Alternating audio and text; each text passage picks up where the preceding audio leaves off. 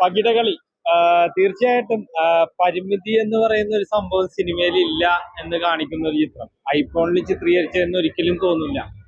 Correct movie ക്യാമറയിൽ ചിത്രീകരിക്കുന്ന എല്ലാ സംഭവങ്ങളും ഈ ഒരു ഐഫോണിൽ ചിത്രീകരിച്ചപ്പോൾ സംവിധായകൻ ഒരു പരിമിതി ഇല്ല എന്നുള്ളത് തെളിയിച്ചിരിക്കുന്നു. അദ്ദേഹം തന്നെയാണ് ഇതിന്റെ എഡിറ്റിങ്ങും അതേപോലെയുള്ള കാര്യങ്ങളും ക്യാമറ ആയാലും സംവിധായകൻ തന്നെയാണ് നിർവഹിച്ചിരുന്നത്. ഒരുപാട് കാര്യങ്ങൾ അദ്ദേഹം ചെയ്തിട്ടുണ്ട്.